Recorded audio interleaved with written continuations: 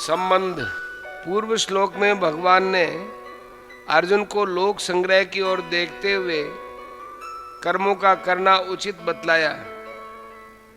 इस पर यह जिज्ञासा होती है कि कर्म करने से किस प्रकार लोक संग्रह होता है।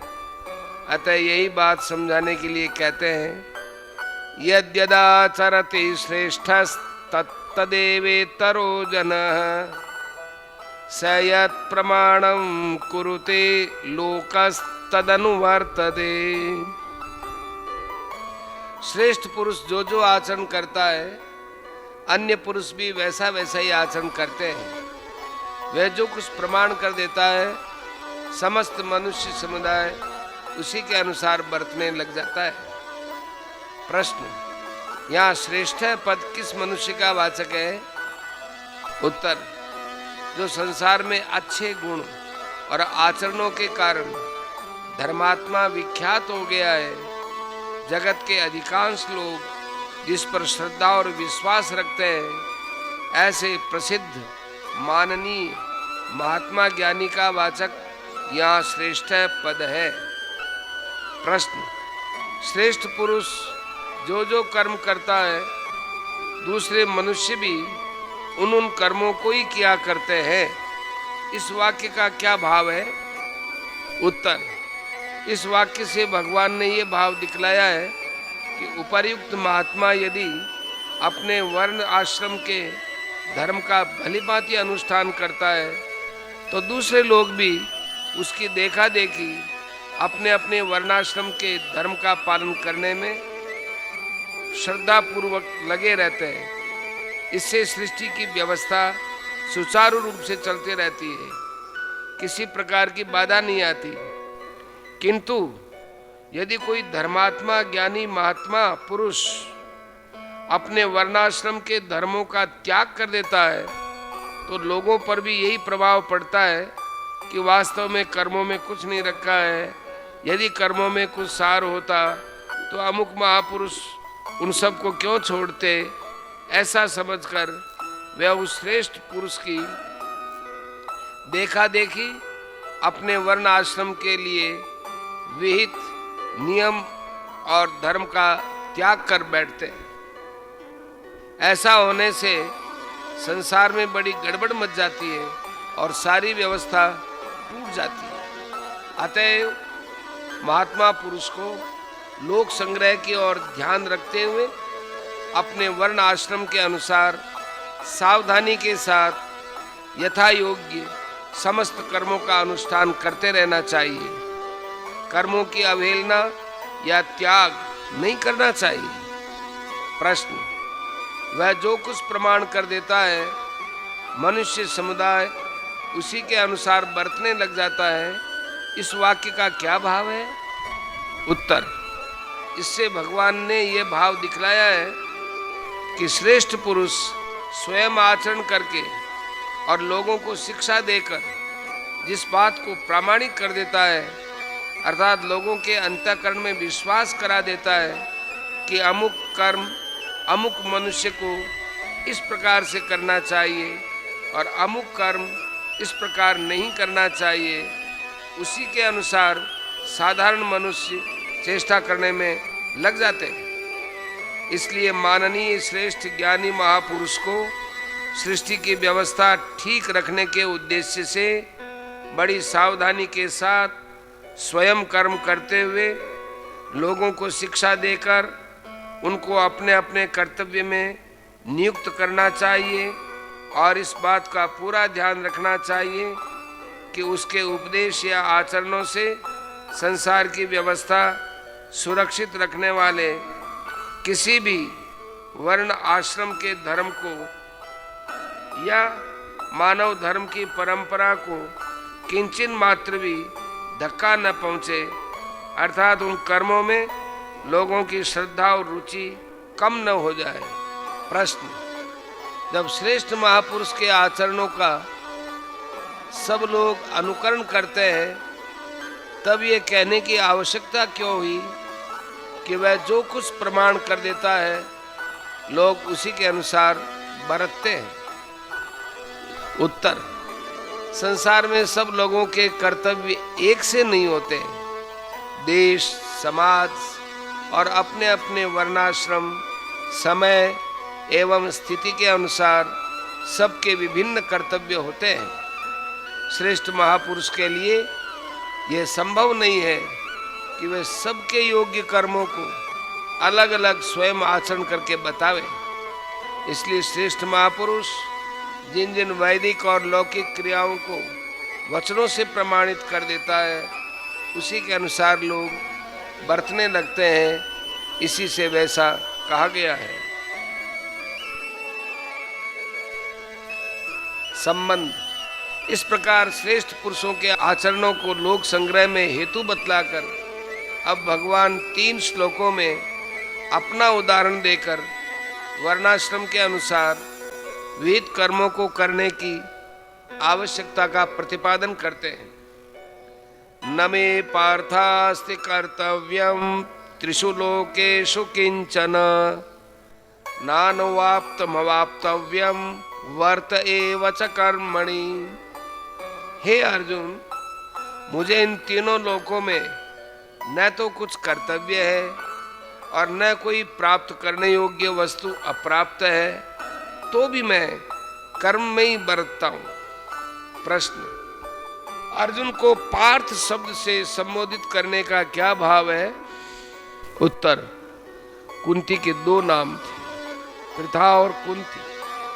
बाल्यावस्था में जब तक वे अपने पिता शूरसेन के यहाँ रहीं, तब तक उनका नाम पृथा था, और जब वे राजा कुंती भोज के यहाँ गोद चली गई, तब से उनका नाम कुंती पड़ा। माता के इन नामों के संबंध से ही अर्जुन को पार्थ और कौन्तेय कहा जाता है। यहाँ भगवान अर्जुन को कर्म में प्रवृत्त करते हुए परम स्नेह और आत्मीयता के साथ पार्थ नाम से संबोधित करके मानो ये कह रहे हैं कि मेरे प्यारे भैया, मैं तुम्हें कोई ऐसी बात नहीं बतला रहा हूँ जो किसी अंश में भी निम्न श्रेणी की हो। तुम मेरे अपने भाई हो। मैं तुमसे वही कहता हूँ जो मैं स्वयं करता हूँ और जो तुम्हारे लिए परम श्रेयस्कर है। प्रश्न। तीनों लोकों में मेरा कुछ भी कर्तव्य नहीं है, इस कथन का क्या भाव है? उत्तर। इससे ये भाव दिखलाया गया है कि मनुष्य मात्र का संबंध तो केवल इसी लोक से है।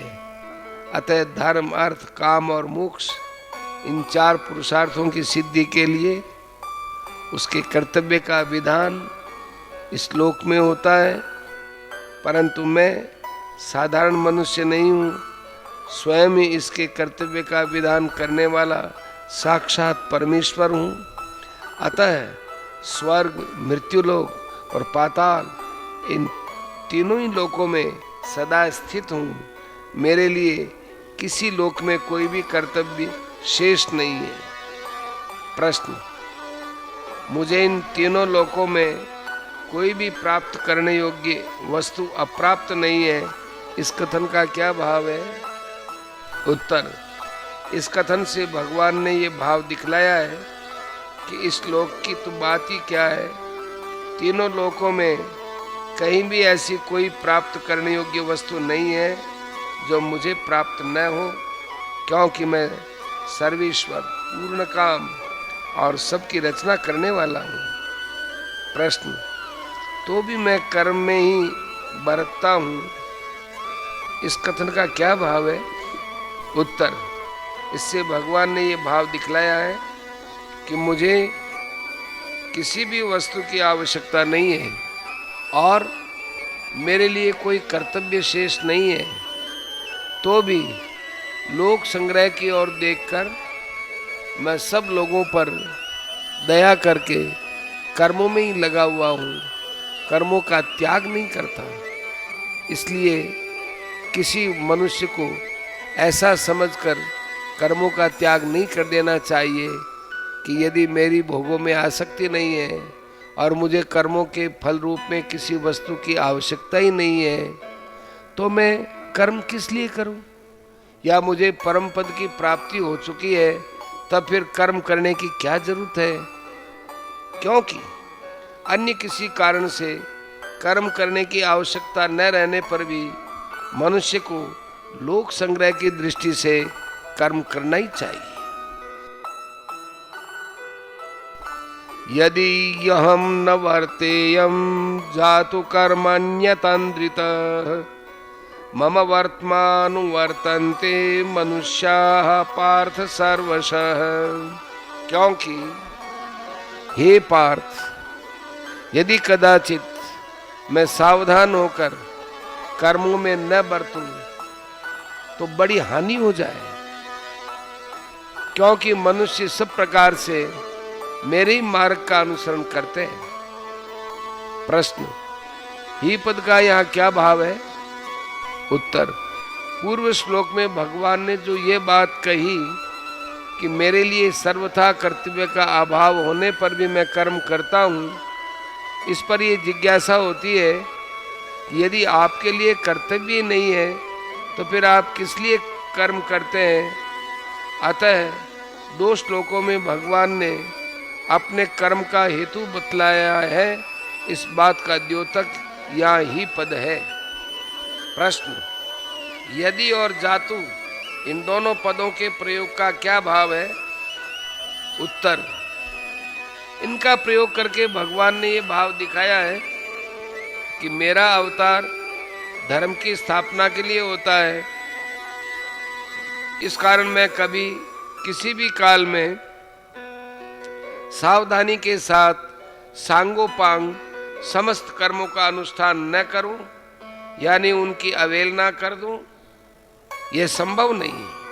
तो भी अपने कर्मों का हेतु समझाने के लिए यह बात कही जाती है कि यदि मैं कदाचित सावधानी के साथ कर्मों में न बरतूं तो बड़ी भारी हानि हो जाए, क्योंकि संपूर्ण जगत का कर्ता, हर्ता और संचालक और मर्यादा पुरुषोत्तम होकर भी यदि मैं असावधानी करने लगूं तो सृष्टि चक्र में बड़ी भारी गड़बड़ मच जाए। प्रश्न, मनुष्य सब प्रकार से मेरे कर्म का अनुसरण करते हैं, इस कथन का क्या भाव है? उत्तर, इससे भगवान ने ये भाव दिखलाया है कि बहुत लोग तो मुझे बड़ा शक्तिशाली और श्रेष्ठ समझते हैं और बहुत से मर्यादा पुरुषोत्तम समझते हैं। इस कारण जिस कर्म को मैं जिस प्रकार करता हूँ, दूसरे लोग भी मेरी देखा देखी उसी प्रकार करते हैं, अर्थात मेरी नकल करते हैं। ऐसी स्थिति में यदि मैं कर्तव्य कर्मों की अवहेलना करने लगूं, उनमें सावधानी के साथ विधि पूर्वक न बरतूं, तो लोग भी इसी प्रकार करने लग जाएं और ऐसा करके स्वार्थ और परमार्थ दोनों से वंचित रह जाए। अतएव लोगों को कर्म करने की रीति सिखलाने के लिए मैं समस्त कर्मों में स्वयं बड़ी सावधानी के साथ विधिवत बरतता हूँ, कभी कहीं भी जरा भी असावधानी नहीं बरतता। उत्सीदेयुरिमे लोका न कुर्याम कर्म चेदहम शंकरस्य च कर्तास्यामुपहन्यामिमाः प्रजाः। इसलिए यदि मैं कर्म न करूं तो ये सब मनुष्य नष्ट भ्रष्ट हो जाए और मैं संकरता का करने वाला हूं तथा समस्त प्रजा को नष्ट करने वाला बनूं। प्रश्न, यहाँ यदि मैं कर्म न करूं यह कहने की क्या आवश्यकता थी? क्योंकि पुरुष लोक में यह बात कह ही दी कि यदि मैं सावधान होकर कर्म न बरतूं, इसलिए इस पुनरुक्ति का क्या भाव है? उत्तर, पूर्व श्लोक में यदि मैं सावधान होकर कर्म न बरतूं, इस वाक्य से तो सावधानी के साथ विधि पूर्वक कर्म न करने से होने वाली हानि का निरूपण किया है, और इस श्लोक में यदि मैं कर्म न करूं, इस वाक्यांश से कर्मों के न करने से यानी उसका त्याग कर देने से होने वाली हानि बतलाई गई है। इसलिए यह पुनरुक्ति नहीं है, दोनों श्लोकों में अलग अलग दो बातें कही हैं। प्रश्न, यदि मैं कर्म न करूं तो ये सब मनुष्य नष्ट भ्रष्ट हो जाए, इस वाक्य का क्या भाव है? उत्तर, इससे भगवान ने ये भाव दिखलाया है कि यदि मैं कर्तव्य कर्मों का त्याग कर दूं तो उन शास्त्र विहित कर्मों को व्यर्थ समझकर दूसरे लोग भी मेरी देखा देखी उनका परित्याग कर देंगे और राग द्वेष के वश होकर एवं प्रकृति के प्रवाह में पड़कर मनमाने नीच कर्म करने लगेंगे तथा एक दूसरे का अनुकरण करके सबके सब स्वार्थपरायण, भ्रष्टाचारी और उच्छृंखल हो जाएंगे।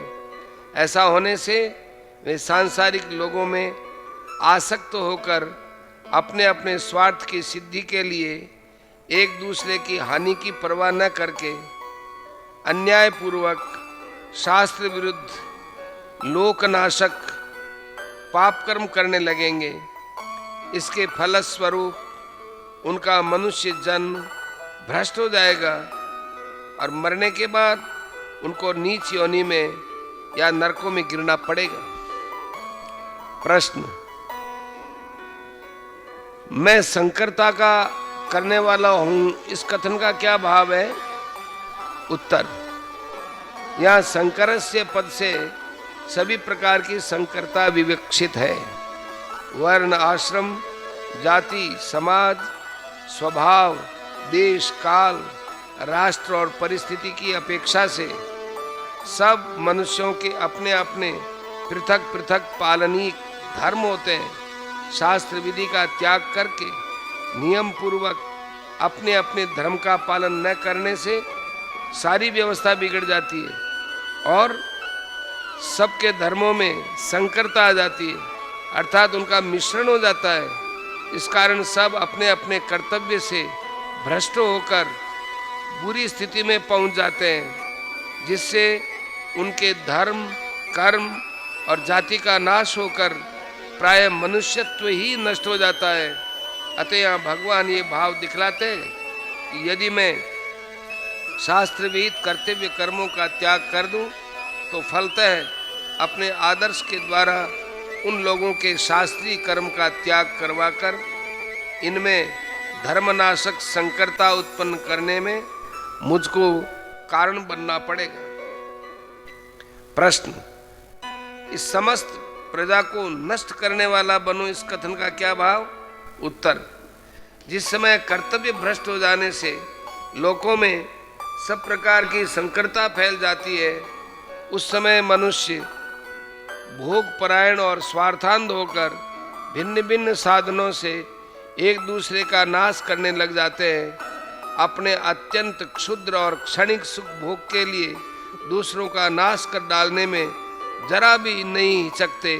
इस प्रकार अत्याचार बढ़ जाने पर उसी के साथ साथ नई नई देवी विपत्तियां भी आने लगती हैं, जिनके कारण सभी प्राणियों के लिए आवश्यक खान पान और जीवन धारण की सुविधाएं प्राय नष्ट हो जाती हैं और चारों ओर महामारी, अनावृष्टि, जल प्रलय, अकाल, अग्नि प्रकोप, भूकंप और उल्कापात आदि उत्पात होने लगते हैं। इससे समस्त प्रजा का विनाश हो जाता है। अतः भगवान ने मैं समस्त प्रजा को नष्ट करने वाला बनूं, इस वाक्य से ये भाव दिखलाया है कि यदि मैं शास्त्र वेद कर्तव्य कर्मों का त्याग कर दूं तो मुझे उपयुक्त प्रकार से लोगों को उच्छृंखल बनाकर समस्त प्रजा का नाश करने में निमित्त बनना पड़ेगा।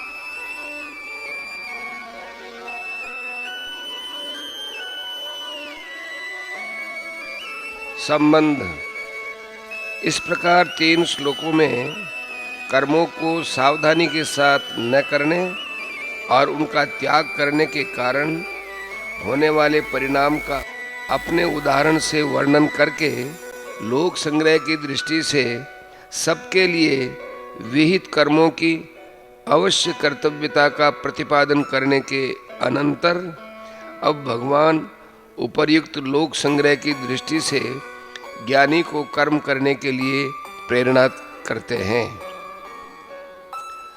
सक्ताः कर्मण्य विद्वांसो यथा कुर्वन्ति भारत कुर्याद् विद्वांस तथा सक्तश्चिकीर्षुर्लोक संग्रहम्। हे भारत, कर्म में आसक्त हुए अज्ञानी जन जिस प्रकार कर्म करते हैं, आसक्ति रहित विद्वान भी लोक संग्रह करना चाहता हुआ उसी प्रकार कर्म करे। प्रश्न, यहाँ कर्माणि पद किन कर्मों का वाचक है? उत्तर, अपने अपने वर्ण, आश्रम, स्वभाव और परिस्थिति के अनुसार शास्त्र विहित कर्तव्य कर्मों का वाचक यहाँ कर्मणि पद है, क्योंकि भगवान अज्ञानियों को उन कर्मों में लगाए रखने का आदेश देते हैं एवं ज्ञानी को भी उन्हीं की भांति कर्म करने के लिए प्रेरणा करते हैं। अतएव इनमें निषिद्ध कर्म या व्यर्थ कर्म सम्मिलित नहीं है। प्रश्न, कर्मणि सक्ताः विशेषण के सहित अविद्वांस पद यहाँ किस श्रेणी के अज्ञानियों का वाचक है? उत्तर, उपर्युक्त विशेषण के सहित अविद्वांस पद यहाँ शास्त्रों में, शास्त्रविद कर्मों में और उनके फल में श्रद्धा, प्रेम और आसक्ति रखने वाले तथा शास्त्रविद कर्मों का विधि पूर्वक अपने अपने अधिकार के अनुसार अनुष्ठान करने वाले सकाम कर्मठ मनुष्यों का वाचक है। इनमें कर्म विषयक आसक्ति रहने के कारण ये न तो कल्याण के साधक शुद्ध सात्विक कर्मयोगी पुरुषों की श्रेणी में आ सकते हैं और न श्रद्धा पूर्वक शास्त्रविहित कर्मों का आचरण करने वालों के कारण आसुरी, राक्षसी और मोहिनी प्रकृति वाले पापाचारी तामसी ही माने जा सकते हैं। अतएव इन लोगों का उस सत्वगुण मिश्रित राजस स्वभाव वाले मनुष्यों की श्रेणी में समझना चाहिए, जिनका वर्णन दूसरे अध्याय में 42वें से 44वें श्लोक तक अविपश्चितः पद से, 7वें अध्याय में 20वें से 23वें श्लोक तक अल्पमेधसाम पद से और 9वें अध्याय में 20, 21, 23 और 24वें श्लोक में अन्य देवता भक्ता पद से किया गया है। प्रश्न, यहाँ यथा और तथा इन दोनों पदों का प्रयोग करके भगवान ने क्या भाव दिखलाया है? उत्तर, स्वाभाविक स्नेह, आसक्ति और भविष्य में उससे सुख मिलने की आशा होने के कारण माता अपने पुत्र का जिस प्रकार सच्ची हार्दिक लगन, उत्साह और तत्परता के साथ लालन पालन करती है, उस प्रकार दूसरा कोई नहीं कर सकता। इसी तरह जिस मनुष्य की कर्मों में और उनसे प्राप्त होने वाले भोगों में स्वाभाविक आसक्ति होती है और उनका विधान करने वाले शास्त्रों में जिसका विश्वास होता है, वह जिस प्रकार सच्ची लगन से श्रद्धा और विधि पूर्वक शास्त्र विहित कर्मों को सांगोपांग करता है, उस प्रकार जिनकी शास्त्रों में श्रद्धा और शास्त्र विहित कर्मों में प्रवृत्ति नहीं है, वे मनुष्य नहीं कर सकते। अतएव यहाँ यथा और तथा का प्रयोग करके भगवान ये भाव दिखलाते हैं कि अहंता, ममता, आसक्ति और कामना का सर्वथा अभाव होने पर भी ज्ञानी महात्माओं को केवल लोक संग्रह के लिए कर्मासक्त मनुष्यों के भांति ही शास्त्रविहित कर्मों का विधि पूर्वक सांगोपांग अनुष्ठान करना चाहिए। प्रश्न, यहाँ विद्वान का अर्थ तत्वज्ञानी न मानकर शास्त्र ज्ञानी मान लिया जाए तो क्या हानि है? उत्तर, विद्वान के साथ असक्त विशेषण का प्रयोग है। इस कारण इसका अर्थ केवल शास्त्र ज्ञानी नहीं माना जा सकता, क्योंकि शास्त्र ज्ञान मात्र से कोई मनुष्य आसक्ति रहित नहीं हो जाता। प्रश्न, लोक संग्रहम चिकीर्षुः, इस पद से यह सिद्ध होता है कि ज्ञानी में भी इच्छा रहती है। क्या ये बात ठीक है? उत्तर, हाँ रहती है, परंतु ये अत्यंत विलक्षण इच्छा है। सर्वथा इच्छा रहित पुरुष में होने वाली इच्छा का क्या स्वरूप होता है, ये समझाया नहीं जा सकता। इतना ही कहा जा सकता है कि उसकी यह इच्छा साधारण मनुष्यों को कर्म तत्पर बनाए रखने के लिए कहने मात्र की ही होती है। ऐसी इच्छा तो भगवान में भी रहती है। वास्तव में तो यह इच्छा ही नहीं है। अतएव या लोक संग्रहम चिकीर्षु से ये भाव समझना चाहिए कि कहीं उसकी देखा देखी दूसरे लोग अपने कर्तव्य कर्मों का त्याग करके नष्ट भ्रष्ट न हो जाए। इस दृष्टि से ज्ञानी के द्वारा केवल लोक हितार्थ उचित चेष्टा होती है।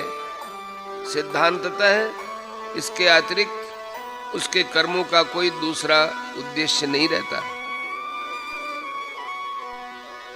न बुद्धि भेदम जनयेद अज्ञानां कर्म संगिनां जोषयेत् सर्वकर्माणि विद्वान युक्तः समाचरन्। परमात्मा के स्वरूप में अटल स्थित हुए ज्ञानी पुरुष को चाहिए कि वह शास्त्रविद कर्मों में आसक्ति वाले अज्ञानियों की बुद्धि में भ्रम अर्थात कर्मों में अश्रद्धा उत्पन्न न करे, किंतु स्वयं शास्त्रविहित समस्त कर्म भली भांति करता हुआ उनसे भी वैसे ही करवाए। प्रश्न, युक्त विशेषण के साथ विद्वान पद किसका वाचक है?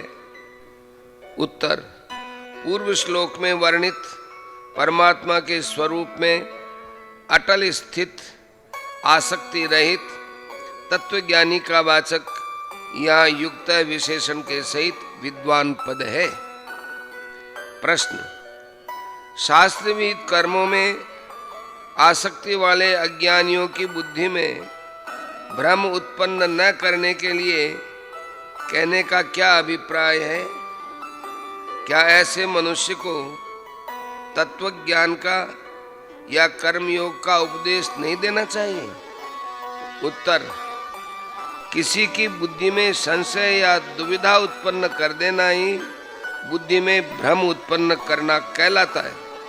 अतएव कर्मासक्त मनुष्यों की जो उन कर्मों में, कर्म विषयक शास्त्रों में और अदृष्ट भोगों में आस्तिक बुद्धि है, उस बुद्धि को विचलित करके उनके विषय में कर्मों के और शास्त्रों के प्रति अश्रद्धा उत्पन्न कर देना ही उनकी बुद्धि में भ्रम उत्पन्न करना है।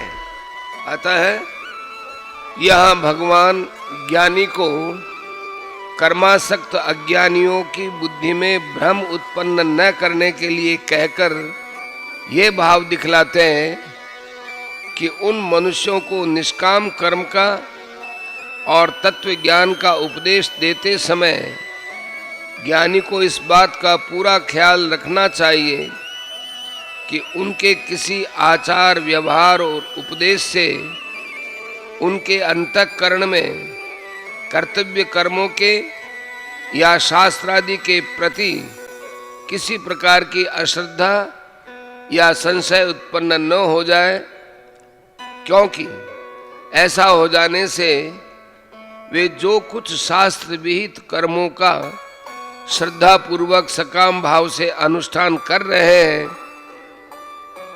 उसका भी ज्ञान के या निष्काम भाव के नाम पर परित्याग कर देंगे। इस कारण उन्नति के बदले उनका वर्तमान स्थिति से भी पतन हो जाएगा। अतएव भगवान के कहने का यहाँ यह भाव नहीं है कि अज्ञानियों को तत्व ज्ञान का उपदेश नहीं देना चाहिए या निष्काम भाव का तत्व नहीं समझाना चाहिए। उनका तो यहाँ यही कहना है कि अज्ञानियों के मन में न तो ऐसा भाव उत्पन्न होने देना चाहिए कि तत्व ज्ञान की प्राप्ति के लिए या तत्व ज्ञान प्राप्त होने के बाद कर्म अनावश्यक हैं, न यही भाव पैदा होने देना चाहिए कि फल की इच्छा न हो तो कर्म करने की जरूरत ही क्या है, और न इसी भ्रम में रहने देना चाहिए कि फलासक्ति पूर्वक सकाम भाव से कर्म करके स्वर्ग प्राप्त कर लेना ही बड़े से बड़ा पुरुषार्थ है। इससे बढ़कर मनुष्य का और कोई कर्तव्य ही नहीं है, बल्कि अपने आचरण तथा उपदेशों द्वारा उनके अंतःकरण से आसक्ति और कामना के भावों को हटाते हुए उनको पूर्ववत श्रद्धा पूर्वक कर्म करने में लगाए रखना चाहिए। प्रश्न: कर्मासक्त अज्ञानी तो पहले से कर्मों में लगे हुए रहते ही हैं, फिर यहाँ इस कथन का क्या अभिप्राय है कि विद्वान स्वयं कर्मों का भली भांति आचरण करता हुआ उनसे भी वैसे ही करवावे?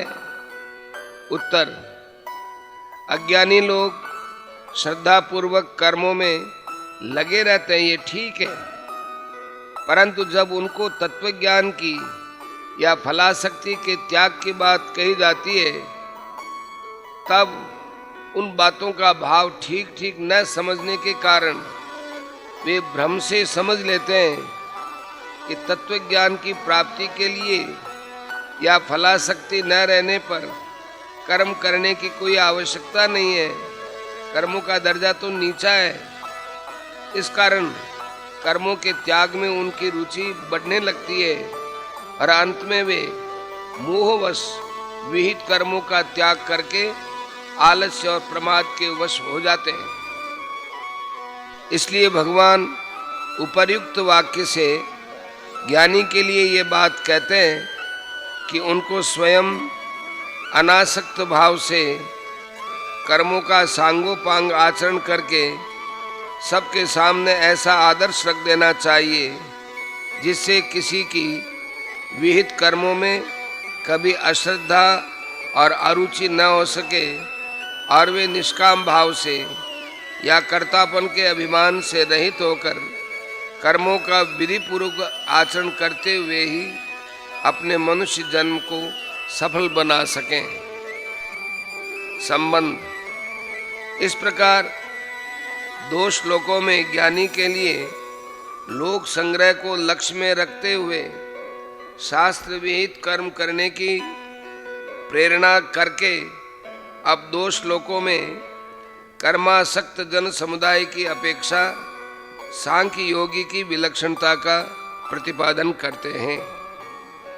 प्रकृते क्रियमाणानि गुणैः कर्माणि सर्वशः अहंकार विमूढ़ात्मा कर्ताहमिति मन्यते।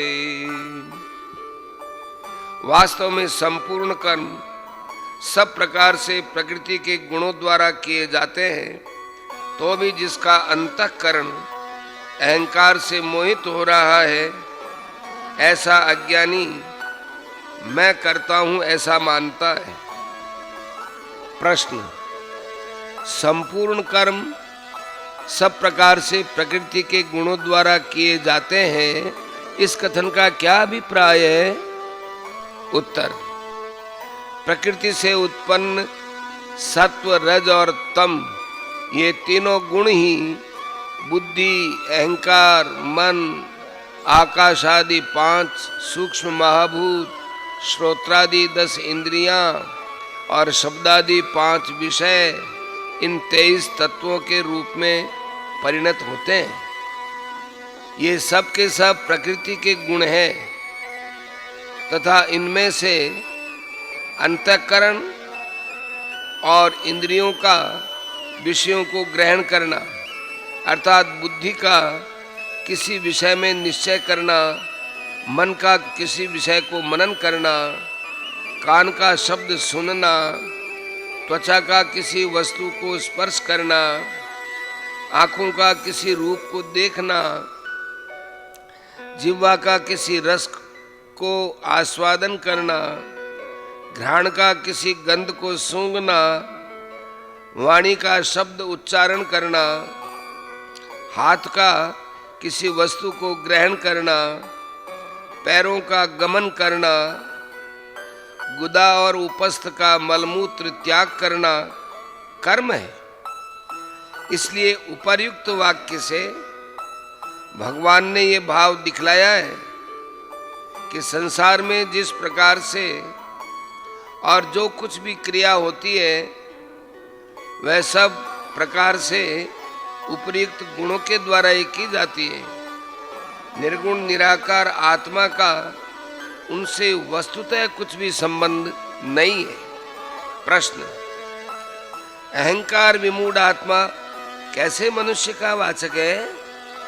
उत्तर, प्रकृति के कार्य रूप उपर्युक्त बुद्धि, अहंकार, मन, महाभूत, इंद्रियां और विषय इन 23 तत्वों के संघात रूप शरीर में जो अहंता, उसमें जो दृढ़ आत्मभाव है उसका नाम अहंकार है।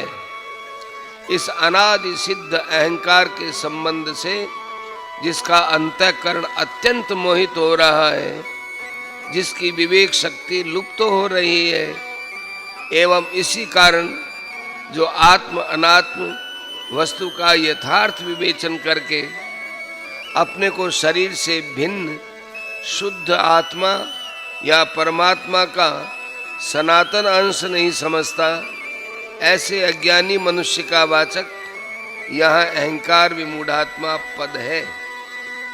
इसलिए ध्यान रहे कि आसक्ति रहित विवेकशील कर्मयोग का साधन करने वाले साधक का वाचक अहंकार विमूढ़ात्मा पद नहीं है, क्योंकि उसका अंतःकरण अहंकार से मोहित नहीं है, बल्कि वह तो अहंकार का नाश करने में लगा हुआ है।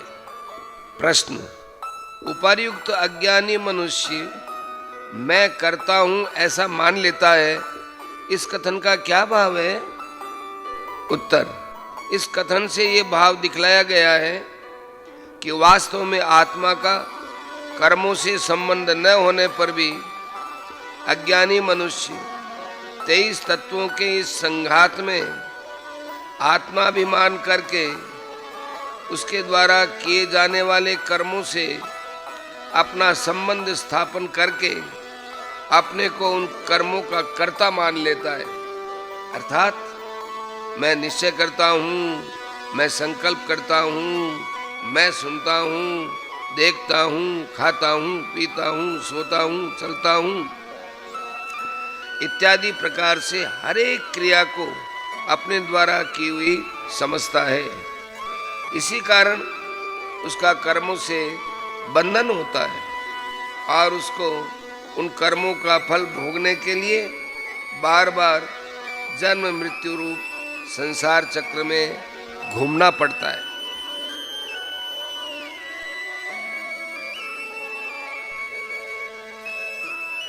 तत्त्ववित्तु महाबाहो गुण कर्म विभागयोः गुणागुणेषु वर्तन्त इति मत्वा न सज्जते।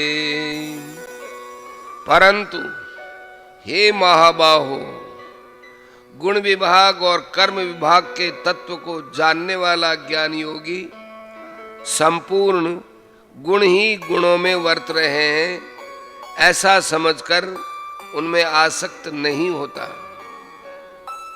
प्रश्न, तू पद से यहाँ क्या अभिप्राय है? उत्तर, 27वें श्लोक में वर्णित अज्ञानी की स्थिति में ज्ञान योगी की स्थिति का अत्यंत भेद है, यह दिखलाने के लिए तू शब्द का प्रयोग किया गया है। प्रश्न, गुण विभाग और कर्म विभाग क्या है तथा इन दोनों के तत्व को जानना क्या है? उत्तर, सत्व, रज और तम, इन 3 गुणों के कार्य रूप जो 23 तत्व हैं, जिनका वर्णन पूर्व श्लोक की व्याख्या में किया गया है, उन 23 तत्वों का समुदाय ही गुण विभाग है। ध्यान रहे कि अंतःकरण के जो सात्विक, राजस और तामस भाव हैं, जिनके संबंध से कर्मों के सात्विक, राजस और तामस ऐसे 3 भेद माने जाते हैं, और जिनके संबंध से अमुक मनुष्य सात्विक है, अमुक राजस है और अमुक तामस है, ऐसा कहा जाता है, ये गुण वृत्तियां भी गुण विभाग के ही अंतर्गत हैं। उपर्युक्त गुण विभाग से जो भिन्न भिन्न क्रियाएं की जाती हैं, जिनका वर्णन पूर्व श्लोक की व्याख्या में किया जा चुका है, जिन क्रियाओं में कर्तृत्वाभिमान एवं आसक्ति होने से मनुष्य का बंधन होता है, उन समस्त क्रियाओं का समूह ही कर्म विभाग है। उपर्युक्त गुण विभाग और कर्म विभाग सब प्रकृति का ही विस्तार है। अतएव ये सभी जड़, क्षणिक, नाशवान और विकारशील हैं, मायामय हैं, स्वप्न के भांति बिना हुए ही प्रतीत हो रहे हैं। इस गुण विभाग और कर्म विभाग से आत्मा सर्वथा अलग है। आत्मा का इनसे जरा भी संबंध नहीं है। वह सर्वथा निर्गुण, निराकार, निर्विकार, नित्य, शुद्ध, मुक्त और ज्ञान स्वरूप है। इस तत्व को भली भांति समझ लेना ही गुण विभाग और कर्म विभाग के तत्व को जानना है।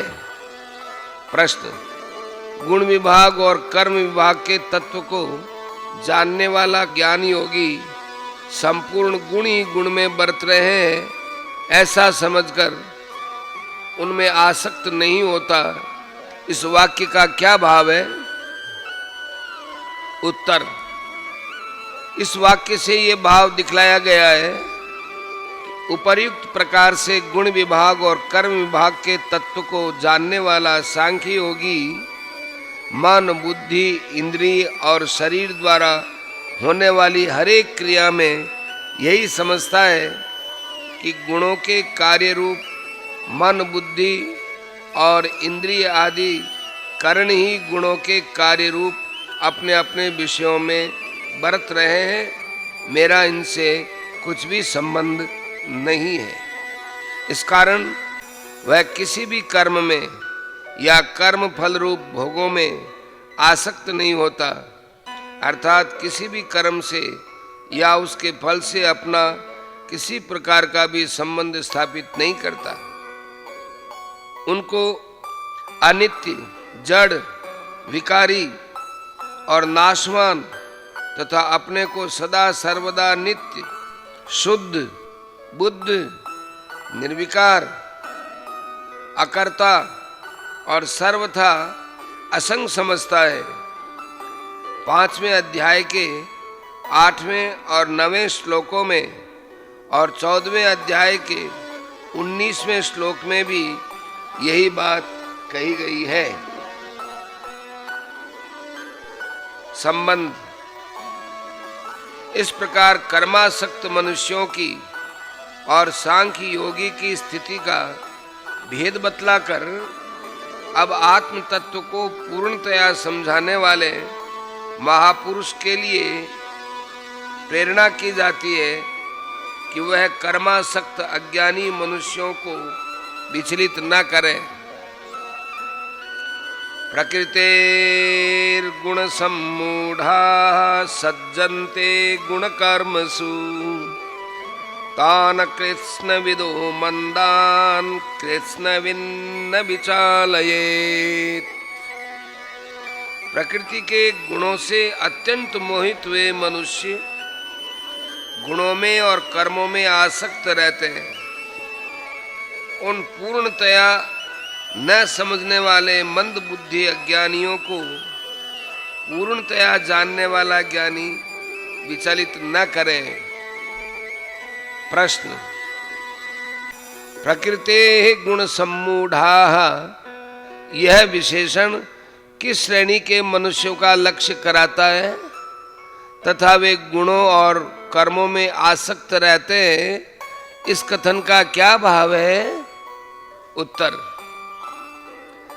25वें और 26वें श्लोकों में जिन कर्मासक्त अज्ञानियों की बात कही गई है, यहाँ प्रकृते गुण सम्मूढ़ाः पद उन्हीं इस लोक और परलोक के भोगों की कामना से श्रद्धा और आसक्ति पूर्वक कर्मों में लगे हुए सत्व मिश्रित रजोगुणी सकामी कर्मठ मनुष्यों का लक्ष्य कराने वाला है, क्योंकि परमात्मा की प्राप्ति के लिए साधन करने वाले जो शुद्ध सात्विक पुरुष हैं वे प्रकृति के गुणों से मोहित नहीं हैं, और जो निषिद्ध कर्म करने वाले तामसी मनुष्य हैं उनकी शास्त्र में श्रद्धा न रहने के कारण उनका न तो विहित कर्म में प्रेम है और न ही वे विहित कर्म करते ही हैं। इसलिए उन तामसी मनुष्यों को कर्मों से विचलित न करने के लिए कहना नहीं बनता, बल्कि उनसे तो शास्त्रों में श्रद्धा करवाकर निषिद्ध कर्म छुड़वाने और विहित कर्म करवाने की आवश्यकता होती है, तथा वे सकाम मनुष्य गुणों में और कर्मों में आसक्त रहते हैं। इस कथन से ये भाव दिखलाया गया है कि गुणों से मोहित रहने के कारण उन लोगों को प्रकृति से अतीत सुख का कुछ भी ज्ञान नहीं है।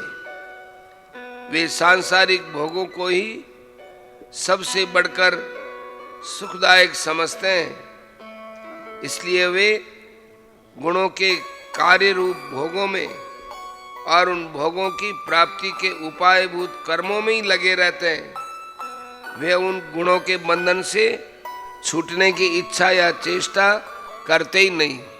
प्रश्न, तान पद के सहित अकृत्स्न विदह और मंदान पद से क्या भाव दिखलाया गया है? उत्तर, इन तीनों पदों से ये भाव दिखलाया गया है कि उपर्युक्त श्रेणी के सकाम मनुष्य यथार्थ तत्व के न समझने पर भी शास्त्रोक्त कर्मों में और उनके फल में श्रद्धा रखने वाले होने के कारण किसी अंश में तो समझते ही हैं, इसलिए अधर्म को धर्म और धर्म को अधर्म मानकर मनमाना आचरण करने वाले तामसी पुरुषों से वे बहुत अच्छे हैं।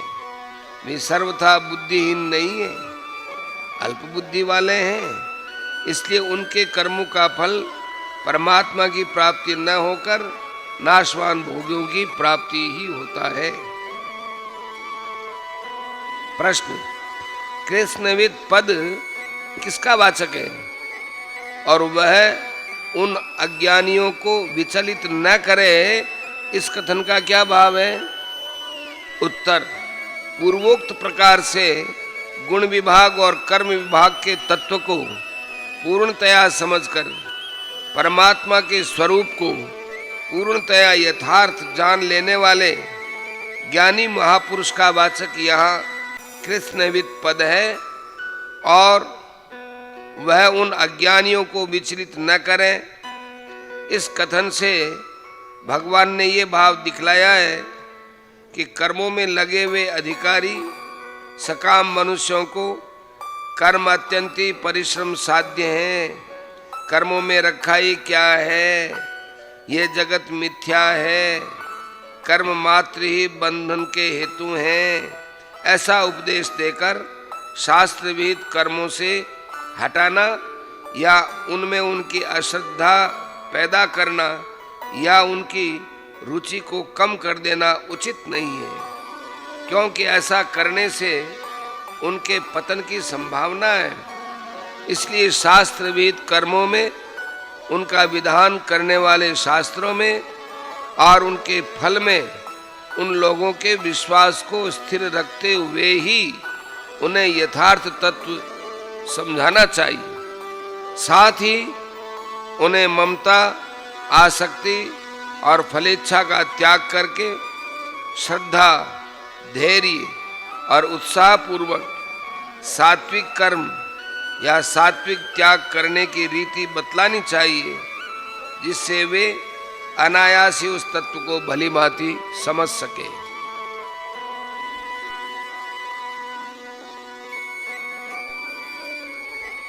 संबंध। अर्जुन की प्रार्थना के अनुसार भगवान ने उसे एक निश्चित कल्याणकारक साधन बतलाने के उद्देश्य से चौथे श्लोक से लेकर यहाँ तक ये बात सिद्ध हो चुकी कि मनुष्य किसी भी स्थिति में क्यों न हो, उसे अपने वर्ण, आश्रम, स्वभाव और परिस्थिति के अनुसार विहित कर्म करते ही रहना चाहिए। इस बात को सिद्ध करने के लिए पूर्व श्लोकों में भगवान ने क्रमशः निम्नलिखित बातें कही हैं। पहला, कर्म किए बिना निष्कर्म सिद्धि रूप कर्म निष्ठा नहीं मिलती। यही अध्याय, तीसरा अध्याय, चौथा श्लोक। कर्मों का त्याग कर देने मात्र से ज्ञान निष्ठा सिद्ध नहीं होती। चौथा श्लोक। एक क्षण के लिए भी मनुष्य सर्वथा कर्म किए बिना नहीं रह सकता। पांचवा श्लोक। बाहर से कर्मों का त्याग करके मन से विषयों का चिंतन करते रहना मिथ्याचार है। छठा श्लोक। मन इंद्रियों को वश में करके निष्काम भाव से कर्म करने वाला श्रेष्ठ है। सातवां श्लोक। कर्म न करने की अपेक्षा कर्म करना श्रेष्ठ है। आठवां श्लोक।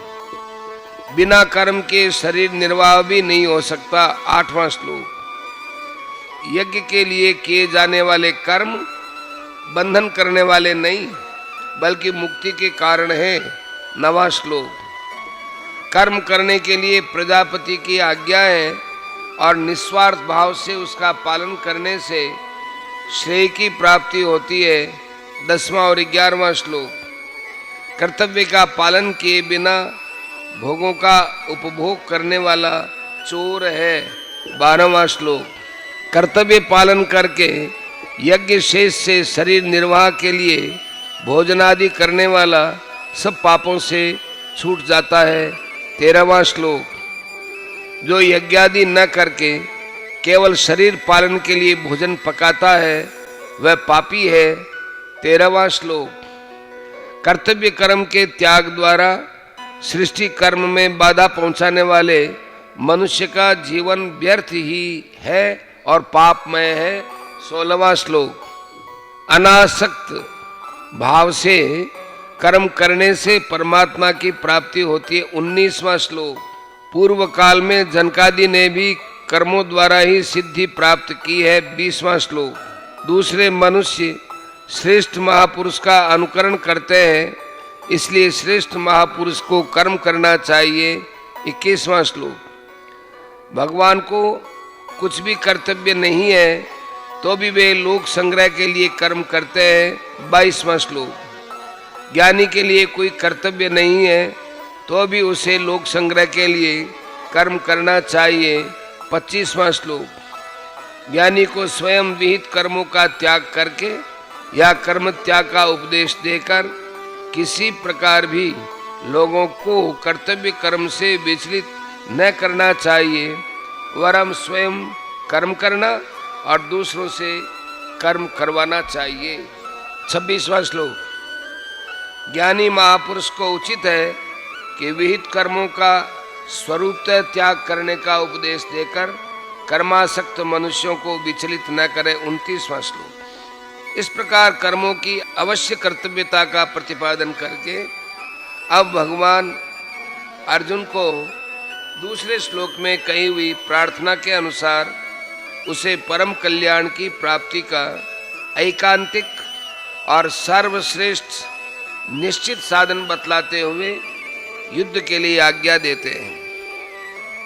मयि सर्वाणि कर्माणि सन्न्यस्याध्यात्म चेतसा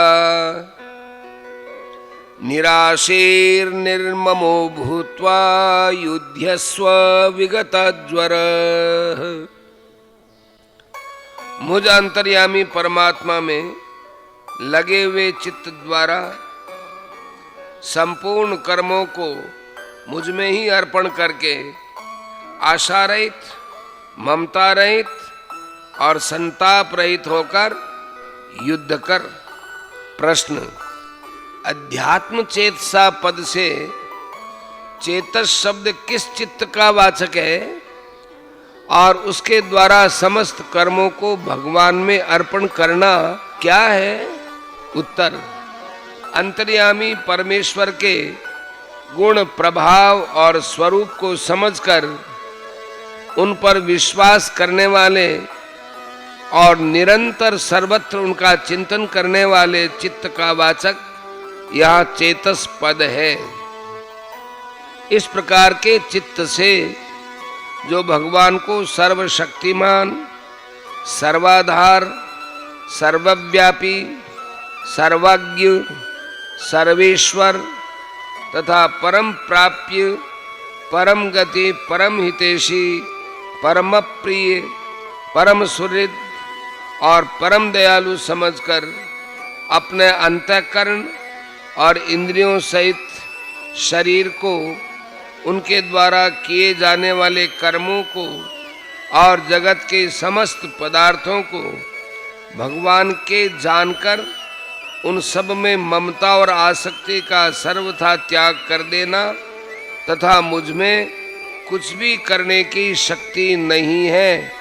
भगवान ही सब प्रकार की शक्ति प्रदान करके मेरे द्वारा अपनी इच्छा अनुसार यथा योग्य समस्त कर्म करवा रहे हैं। मैं तो केवल निमित्त मात्र हूँ। इस प्रकार अपने को सर्वथा भगवान के अधीन समझकर भगवान के आज्ञानुसार उन्हीं के लिए, उन्हीं की प्रेरणा से जैसे वे करवावें वैसे ही समस्त कर्मों को कठपुतली के भांति करते रहना। उन कर्मों से या उनके फल में किसी प्रकार का भी अपना मानसिक संबंध न रखकर सब कुछ भगवान का समझना, यही अध्यात्म चित्त से समस्त कर्मों को भगवान में समर्पण कर देना है। इसी प्रकार भगवान में समस्त कर्मों का त्याग करने की बात 12वें अध्याय के 6ठे श्लोक में तथा 18वें अध्याय के 57वें श्लोक में और 66वें श्लोक में कही गई है। प्रश्न, उपर्युक्त प्रकार से समस्त कर्म भगवान में अर्पण कर देने पर आशा, ममता और संताप का तो अपने आप ही नाश हो जाता है। फिर यहाँ आशा, ममता और संताप से रहित होकर युद्ध करने के लिए कहने का क्या भाव है? उत्तर, भगवान में अध्यात्म चित्त से समस्त कर्म समर्पण कर देने पर आशा, ममता और संताप नहीं रहते। इसी भाव को स्पष्ट करने के लिए या भगवान ने अर्जुन को आशा, ममता और संताप से रहित होकर युद्ध करने के लिए कहा है। अभिप्राय यह है कि तुम समस्त कर्मों का भार मुझ पर छोड़कर सब प्रकार से आशा, ममता, राग, द्वेष और हर्ष, शोक आदि विकारों से रहित हो जाओ और ऐसे होकर मेरी आज्ञा के अनुसार युद्ध करो।